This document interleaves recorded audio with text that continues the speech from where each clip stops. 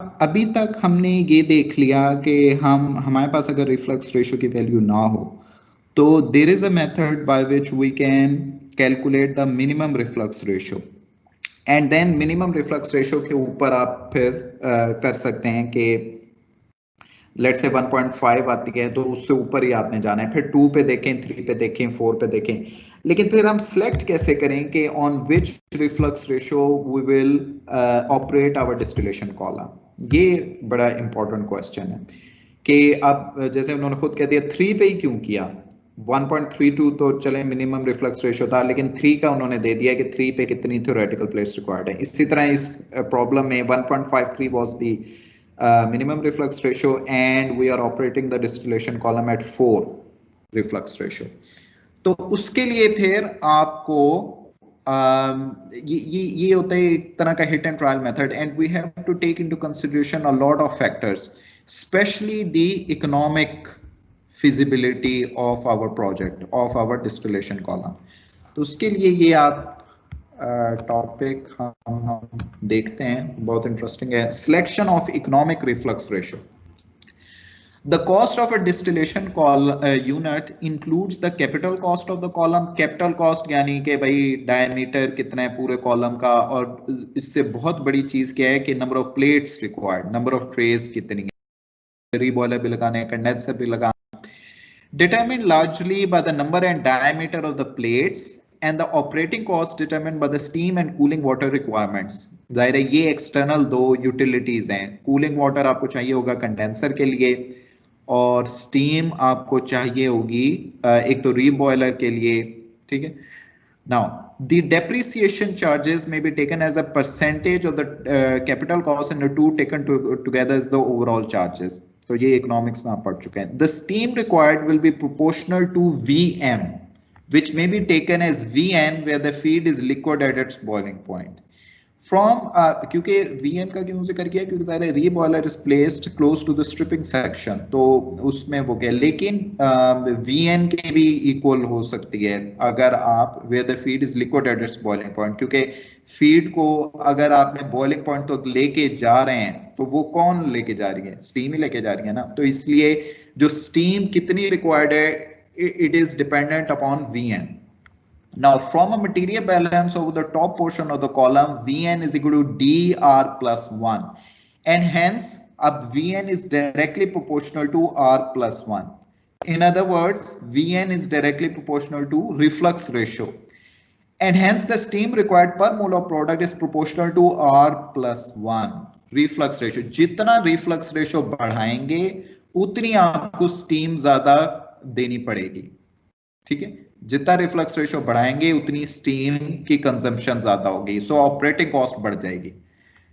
This will be A minimum when R equals Rm। Obviously जाहिर है जब minimum reflux ratio होगा तो फिर स्टीम भी बहुत कम रिक्वायर्ड होगी, but we can not operate our column at minimum reflux ratio and will steadily rise as R is increased।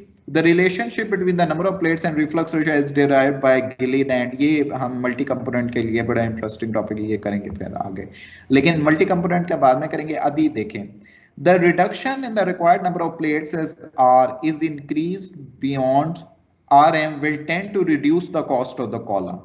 For a column separating a benzene toluene mixture, for example, अब ये इन्होंने एक work example का इसमें working करने के बाद उसकी एग्जाम्पल कोट की है, जहां पे XF अगर आप ले लें 0.79 यानी कि फीड में बेंजीन है 0.79, XD हमने रीच करना है 0.99 तक और XW 0.01। So these conditions are the conditions which are usually encountered in an industrial operation। 0.99 तक लेके जानी है।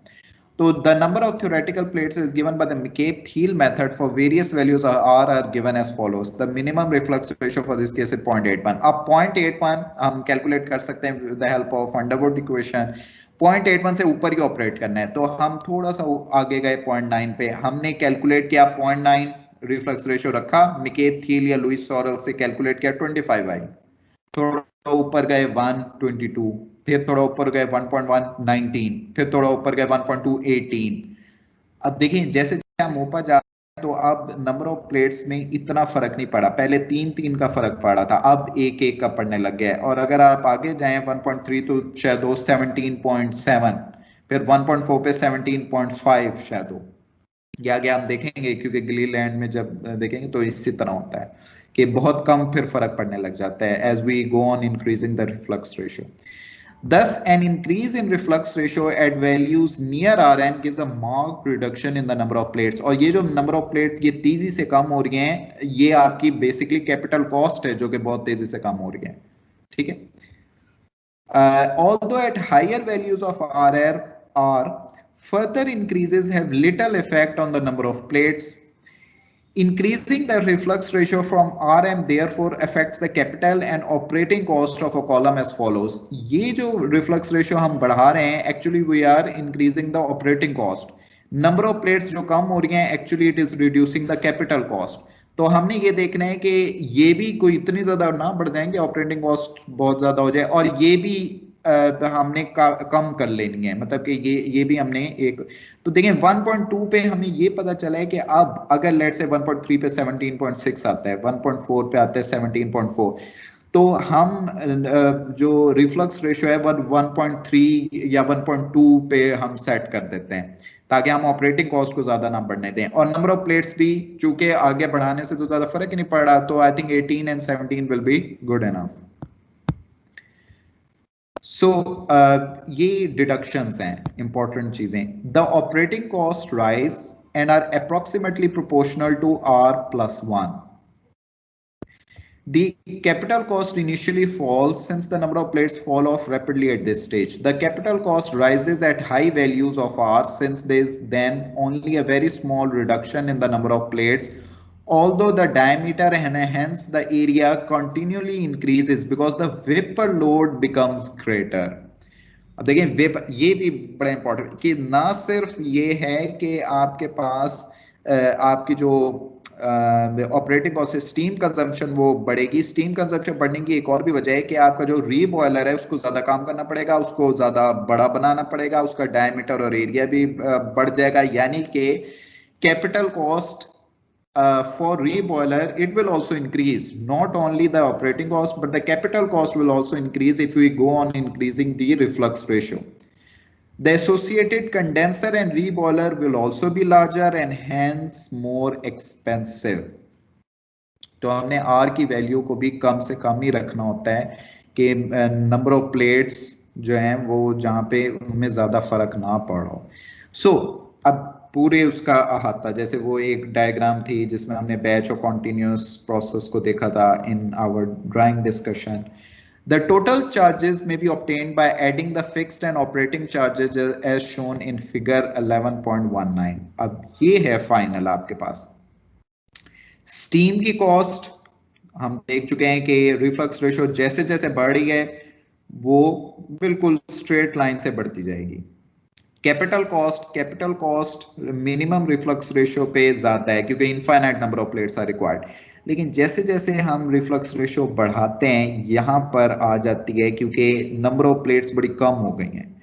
अब नंबर ऑफ प्लेट्स तो कम होती जाएंगी, इनमें अब आगे क्या हो रहा है कि नंबर ऑफ प्लेट्स में ज्यादा फर्क नहीं हो रहा, लेकिन जो रीबॉयलर और कंडेंसर है उसकी कॉस्ट बढ़ती जा रही है क्योंकि रिफ्लक्स रेशियो आप बढ़ाए जा रहे हैं।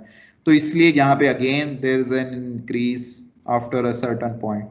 तो अब ये जो टोटल कॉस्ट, ये जो सी कर्व है that is cumulative of A and B, ठीक है। ए जो लीनियर लाइन है और स्ट्रेट लाइन है और बी जो कर्व है, तो इसके कम्युलेटिव आपके पास ये वैल्यू आती है और यहां से हम निकाल सकते हैं एक तरह से ग्राफिकली। जब आपके पास सारी वैल्यूज हों, आपने एनर्जी एनालिसिस और इकोनॉमिक एनालिसिस कंप्लीट किया वो, then graphically you can reach this point is the reflux ratio required. इस पे आपने जितनी भी नंबर ऑफ प्लेट्स निकलती हैं बाय मैकेब-थिल मेथड एटसेट्रा, उस पे आप अपना कॉलम डिजाइन करेंगे, तो it will be admired by your boss and your manager etcetera. तो देखें अब क्या, the final total is shown by curve C which has a minimum value corresponding to the economic reflux ratio. There is no simple relation between RM and the optimum value. Remember there is no simple relation. हम कोई optimum value की, अभी हमने minimum reflux ratio की equation निकाली है ना, हमने कंपोजिशंस की भी इक्वेशंस निकाली हैं, लेकिन optimum value of reflux ratio निकालने की कोई इक्वेशन नहीं है सैडली। हम किसी भी इक्वेशन ये इस तक नहीं पहुंचा, हमें बहुत there are so many factors which are involve. लेकिन हम थोड़ा सा ये एक चीज लोगों ने बहुत एक्सटेंसिव इस पे वर्क करके ये निकाला है कि all the practical values of the optimum reflux ratio are generally 1.1 to 1.5 times the minimum reflux ratio। यानी कि मिनिमम जो आ गया ना उसको मल्टीप्लाई करते हैं 1.1 से लेके 1.5 तक, नॉर्मली इसी पे ऑपरेट कर रहा होता है। यानी कि optimum reflux ratio lies between 1.1 to 1.5 times the minimum reflux ratio, with much higher values being employed, particularly in the case of vacuum distillation। वो अभी हम नहीं देखेंगे।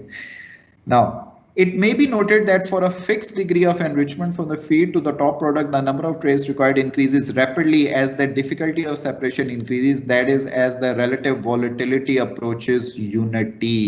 अब ये एक और फैक्टर आ गया कि relative volatility एक अभी अगर हम कंसिडर करें कुछ सिस्टम्स के लिए तो कांस्टेंट रहता है थ्रू आउट द कॉलम, उसका कोई मसला नहीं है। लेकिन अगर जैसे एथेनॉल और वाटर के लिए relative volatility does not remain constant और वो 1 के इक्वल हो जाता है after a certain amount, that is why ethanol and water form an azeotropic mixture।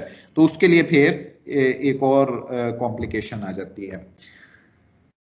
A demand for a higher purity of product necessitates a very considerable increase in the number of number of trays, particularly when alpha is near unity। In these circumstances, only a limited improvement in product purity may be obtained by increasing the reflux ratio। The designer must be careful to consider the increase in cost of plant resulting from specification of a higher degree of purity of production, and at the same time assess the highest degree of purity that may be obtained from the proposed plant। ये होता है chemical engineer का काम। ये सारी जो information है, मिकेप-थियल method से नंबर ऑफ प्लेट्स निकालना, मिनिमम रिफ्लक्स रेशियो निकालना, अंडरवुड इक्वेशन, फेंस की इक्वेशन, लुईस-सॉरल मेथड, सारी चीजें कि आपने फाइनली एक ऐसा डिजाइन बना के दे देना है for your industry, for your plant, जो ऑप्टिमम हो, जिससे कॉस्ट सबसे कम आए और आपके पास प्योरिटी भी सबसे ज्यादा अचीव हो। अच्छा, आगे अगर देखें, an optimum value of the reflux ratio may be obtained by using the following argument which is based on the work of Colburn. अच्छा, अब कोलबर्न ने कोशिश की थी ऑप्टिमम रिफ्लक्स रेशियो की थोड़ी सी एक वैल्यू निकालने की या वो करने की, लेकिन हम इसको नहीं पढ़ेंगे। उसकी क्या वजह है? Because this is not this is no finality.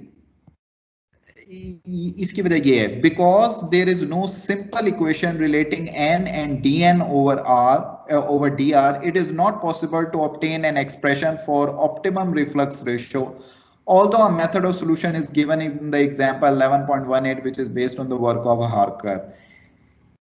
तो ये सारा करने के बाद उन्होंने ये कहा है कि चूंकि रिलेशन ही नहीं है एन और डीएन ओवर आर, यानी कि change in the number of plates with respect to reflux ratio, तो इसलिए ऑप्टिमम रिफ्लक्स रेशियो की वैल्यू कोई, यानी कोई एक्सप्रेशन ही, कोई इक्वेशन ही नहीं बन सकती।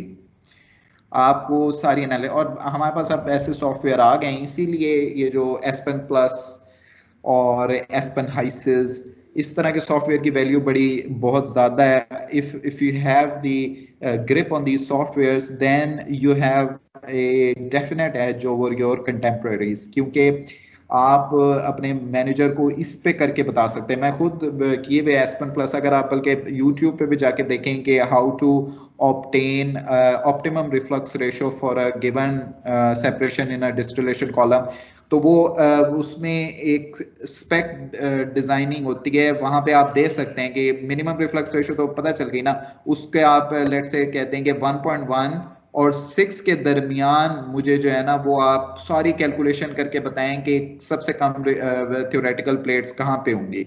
तो वो आपको कैलकुलेशन मिनटों में करके बता देगा, बिकॉज जाहिर सॉफ्टवेयर है, तो वो आपको बता देगा कि बिल्कुल एग्जैक्ट 2.76 रिफ्लक्स रेशियो अगर आप यूज करेंगे तो आपकी minimum number of theoretical plates will be required. So this is where the application of the software like Aspen Aspen Plus becomes very very becomes very very crucial.